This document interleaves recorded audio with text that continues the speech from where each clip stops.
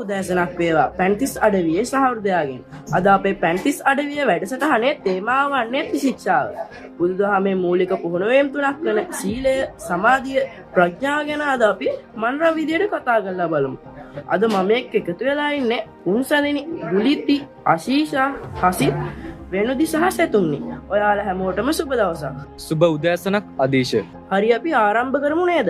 හසිත් ඔයත් ශික්ෂාව කියන එක ගැන අහලා තියෙනවද? අදීශ මට හිතෙන්නේ ත්‍රිශික්ෂාව කියන්නේ ත්‍රිවිල් එකක තියෙන මොකක් හරි එකක් නෙමෙයිද? අයියෝ නෑ හසිත්, මේ ත්‍රිශික්ෂාව කියන්නේ ත්‍රිවිල් එකක් නෙමෙයි. නිවන් මාර්ගට ගමන් කරන්න අවශ්‍ය අංග 3 මාර්ගයක්. ඒ වගේම සත්වයාගේ අවසාන අරමුණ වන නිවන. බුදුරජාණන් වහන්සේ විසින් මනස පවිත්‍ර කරගනිමින් නිවනට ළඟා වෙන්න මේ ත්‍රිශික්ෂාව හඳුන්වා දීලා තියෙනවා. ඒ වගේම මේ කරුණු තුනම හරියට එකට ගැලපෙන ඉනිමගක් වගේ. ත්‍රිශික්ෂා ප්‍රගුණ කරන තැනැත්තාට මේ කරුණු තුන මනාව අවබෝධ වෙලා අවසානයේදී සත්‍ය ධර්මය අවබෝධ වෙනවා. අදීශ ඒක හොඳ අර්ථයක්. මේ ත්‍රිශික්ෂාව කියන්නේ බුදුදහමේ ප්‍රායෝගික පුහුණුවීම් තුනක් නේද? ඔව් වෙනුදි. එහෙනම් අපි බලමු මේ තුනම කොහොමද අපේ ජීවිතයට වැදගත් වෙන්නේ කියලා. මුලින්ම අපි බලමු ශීල ශික්ෂාව. උන්සන්දිනි ඔයා කියන්න ශීල ශික්ෂාව කියන්නේ මොකක්ද කියලා. අදීශ සීලය කියලා කියන්නේ අපේ හැසිරීම පිරිසිදු කරගන්න එක. උදාහරණයක් විදියට අනිත් අයට හානි නොකරන එක, සත්‍ය කතා කරන එක සහ මත්ද්‍රව්‍ය වලින් වැළකීම වගේ දේවල් පෙන්වා දෙන්න පුළුවන්. ඒ වගේම මේ ශීලය අප තුළ ඇති කරගන්නම් අපි ශීල ප්‍රතිපදාවන් ආරක්ෂා කරන්න ඕනේ. බෞද්ධයාගේ නිත්‍ය ශීලය තමයි පංචශීලය. මේ ප්‍රතිපදාව අනුගමනය කිරීම මගින් පුද්ගලයාට තමාගේ කය සහ වචනය යහපත් කරගන්න පුළුවන්. හරි. ඒ කියන්නේ basically good manners, compassion, discipline කියලා combine කරපු එකක් නේද? ඔව්. ඒක නියමාර්ථයක්. සීලය කියන්නේ අපේ හැසිරීමේ පදනම.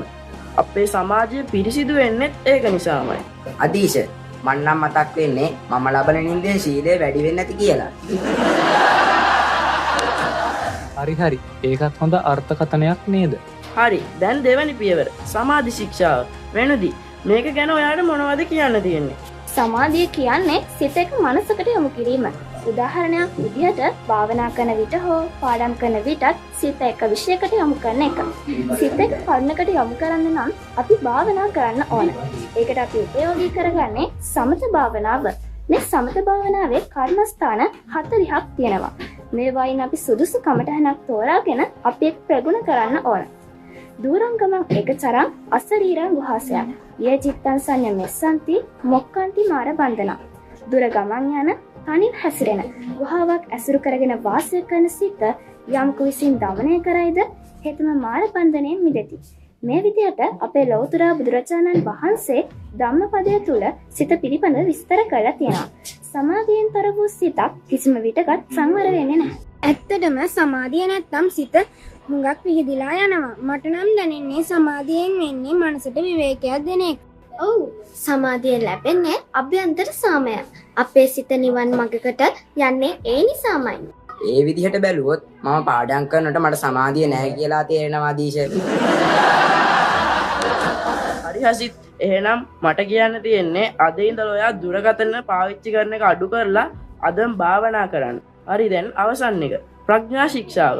දුලිති ඔයාට මතකද ප්‍රඥාවේ අරුත? ඔව් අදීශ. ප්‍රඥාව කියන්නේ දැනුමක්. නියම දැනුමක්. ඒ කියන්නේ දුක් ගැන, හේතු ගැන, ඒක නවත්තන්න තියෙන මඟ ගැන දැන ගැනීම.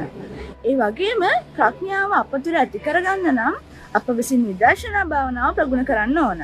විදර්ශනා භාවනාව ප්‍රගුණ කිරීමෙන් අපිට ලෝකයේ ඇති සත්‍ය ස්වභාවය තේරුම් ගන්න පුළුවන්. අපිට ප්‍රඥාව ලැබෙන්නේ ශීල සහ සමාධි දෙකම පුහුණුවෙන් පස්සේ නේද? ඇත්තමයි. සීලය හේතු කොටගෙන සමාධිය, සමාධිය හේතු කොටගෙන ප්‍රඥාව. ඒ සියල්ල එක එක පියවර පිළිවෙලට. ඒ කියන්නේ මට දැන් ත්‍රිශික්ෂාවේ ප්‍රඥාව නිසා විද්‍යාලයක දැනුම අරගන්න පුළුවන් වගේ. හරි. ඒකට නම් නිවන් විශ්වවිද්‍යාලය කියලාවත් කියන්න වෙනවා. හරි. එහෙනම් අපි ඉගෙන ගත්තේ මොනවද කියලා බලමු. සීලය කියන්නේ හැසිරීම පිරිසිදු කරගන්න එක. සමාධිය කියන්නේ සිත එක මනසකට යොමු කරගන්න එක. ප්‍රඥාව නිවැරදි දැනුම ලබා ගන්න එක. මේ තුනම එක්ක ජීවිතය හොඳ මගකට යනවා. එකක් නැතිනම් මේ දෙකම අර්ථවත් වෙන්නේ නැහැ. ඒ වගේම ඕනෑම අධාර්මික සමාජයක් වුණත් ධාර්මික සමාජයක් වෙනවා.